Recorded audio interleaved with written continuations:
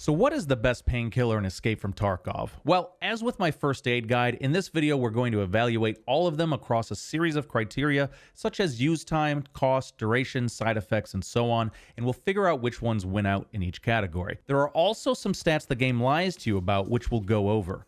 Judging from my most recent poll, y'all are all over the place in your preferences, so I think it's safe to say the community could benefit quite a bit from this. So let's get into it. As always, guys, I work hard on these videos, so if it helps you out, don't forget to give it a like and subscribe to the channel. If you're looking for a group, you can usually find one in my Discord server, where we have over 1,000 dedicated Tarkov players. Finally, come hang out with me on my Twitch stream, where I go live multiple times a week. All of my links are in the description below. Now, unlike first aid kits, where I think there are pretty objective winners and losers, some painkillers seem tailored to specific playstyles, so we should talk about those real quick. The first is probably the standard one that most new players engage in, which is waiting until you take damage or get into a gunfight before you use them. This has the main advantage of not wasting painkillers when you might not need them, saving you money and also limiting how much hydration you lose, which is a negative side effect of most painkillers. Also, painkillers cause a sharpening visual effect to your screen, which can be irritating and distracting for some people or make it harder for them to spot details. However,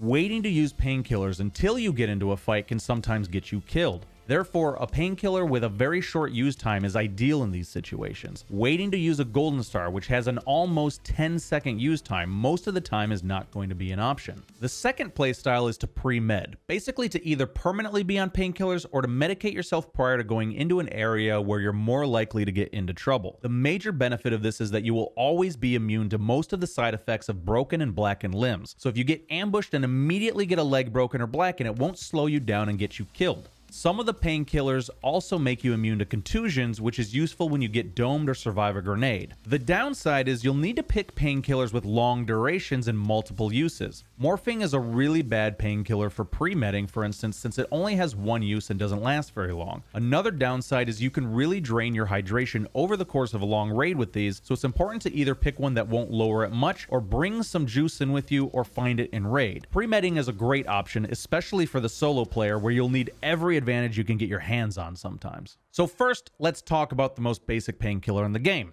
the painkiller. These are a 4-use item, and at 4,100 rubles, by far the cheapest to buy in the game, costing anywhere from 2.5 to 14 times less than the other painkillers in the game. Unfortunately, they have the shortest duration by far at just 2 minutes 50 seconds and have among the worst side effects in the game, dropping your hydration by 7 every use. Because the side effects are so extreme and their duration is so limited, these are really bad for pre-medding. They definitely fall into the combat med category, where you'll really only be using them after you've been injured, or if you can plan for it right before you initiate combat with someone else. For a combat med, they are very cheap, per use costing about 1/10 of morphine, although they also last about half as long and take almost 2 seconds longer to use than morphine does. All in all, these aren't a bad choice, especially for poor or low-level players who might not have access to anything better. They're also a low-cost option for people who do like to pre-med but either aren't good about keeping up with it all raid long, or only pre-med before they go into an area they expect to PvP in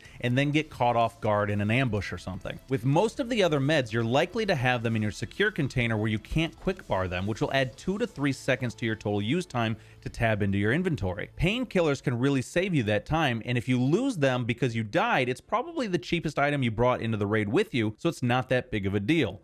Still, if you are a pre-medder, you're probably better off learning to keep up with your painkillers so that you don't need to waste money on these. All in all, these have their uses, but aside from Augmentin, which I'm not even covering in this guide because they're so trash, these are probably the least ideal painkiller in the game, except for cost. The next item we should discuss is morphine, because this is the ultimate painkiller in the combat med category. It is the most expensive painkiller per use, has the largest hydration penalty at -10, is sort of middling in its duration and only has one use, but it has one major advantage, which is the whole reason you'd want to use it in the first place, and that is its use time of less than 4 seconds. With the exception of painkillers, morphine is 4 to 6 seconds faster than anything else, and because you're unlikely to keep Ibuprofen or Golden Star or Vaseline in your pockets where it can be hotbarred, those are likely to take 2 to 3 seconds longer to use anyway, because you're going to have to tab into your inventory to use them. So if you're using Golden Star, that might take you 13 seconds to use, while morphine, when hotbarred, takes less than 4. Of course, because of its price, a lot of you might not want to risk it and stick it into your secure container. In my opinion, this is a major mistake.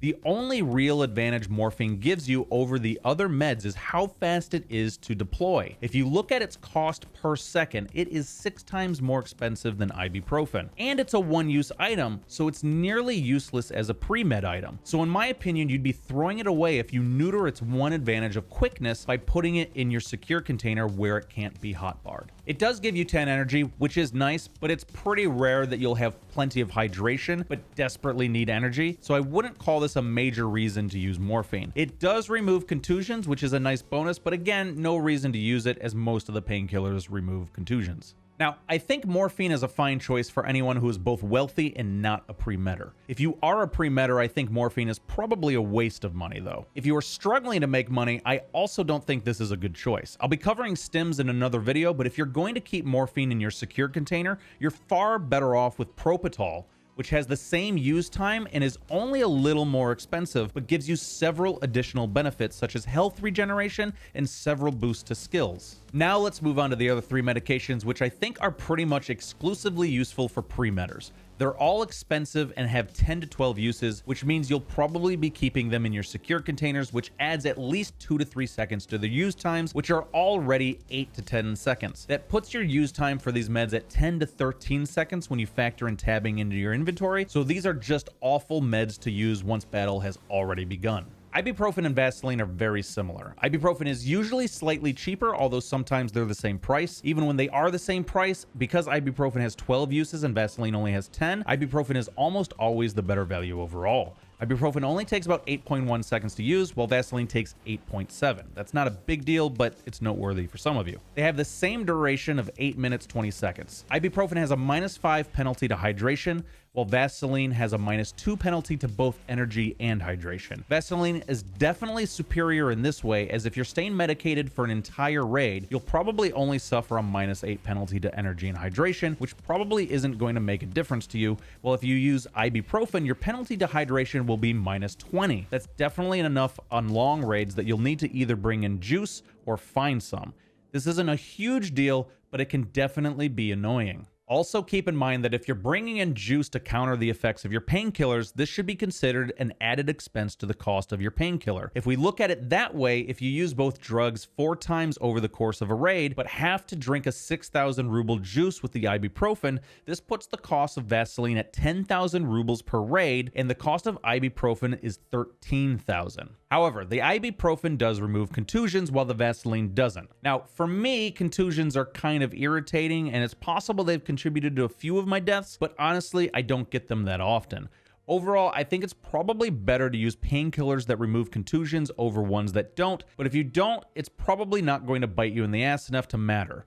Therefore, I think I give the edge to the Vaseline on any map where you're likely to spend 25 plus minutes on the map, and give the edge to ibuprofen where you're likely to spend less than this amount of time, as you won't have to worry about bringing in juice anyway, and so it won't matter. Finally, there's Golden Star, which is an interesting painkiller. It has the longest use time at nearly 10 seconds, but it also has the longest duration at 10 minutes. Now, you might think this duration makes it obviously the best, but if you're keeping yourself in painkillers an entire raid, I should point out that you're probably going to use the same amount of Golden Star as you would ibuprofen or Vaseline due to how long the raids last. So I don't think this will save you much money, if any. On the front of cost, aside from morphine, it is easily the most expensive item in the game at 5,500 rubles per use, or 9 rubles per second, while Vaseline is only 5 rubles per second and ibuprofen is only 4. This is quite expensive. It does remove contusions, which is nice, but it has one extra benefit that makes it unique. It's the only painkiller that doesn't have any penalties. It gives you 4 energy plus 1 hydration and energy per second for 5 seconds, which is just another way of saying it gives you 9 energy and 5 hydration per use. Now, this isn't much, and it's not very valuable, especially if you wind up using several Golden Stars just to keep yourself from getting dehydrated, as it's costing you about 1,100 rubles per hydration point, while water or juice costs less than 230 rubles per hydration point. But it's definitely nice that if you use this, you won't have to worry about dehydrating because of your painkiller, and it definitely helps if you're a pre-medder who likes to stay hopped up on painkillers all raid long, but that price. Normally on this channel, I'm always talking you guys through spending the least amount of money possible, as I think a reason a lot of struggling players are always so poor is because they're overspending on their gear, and so usually my advice is to show you just how much you're overspending to help you patch the holes in your game. However, in the case of painkillers, you're just never likely to remove these from your secure container, which means you'll always be getting full value from them and never losing money on them. And they only take up 1 square. So when I think about, at most, spending 22,000 rubles on pre-medding all raid long instead of 10 to 13,000, this is probably the least amount of money you'll be wasting on your raids, while providing you a real advantage that is likely to help you stay alive. The number of times I've died because I wasn't on painkillers, and in one shot I got a leg broken or blackened, which slowed me down to the point where I had no options but just to die, it's turned me into a true believer of the power of pre-medding. And 22,000 rubles at most, even if I survive for a 30+ minute raid, is probably worth less than a lot of you spend on a single 30-round mag of ammunition.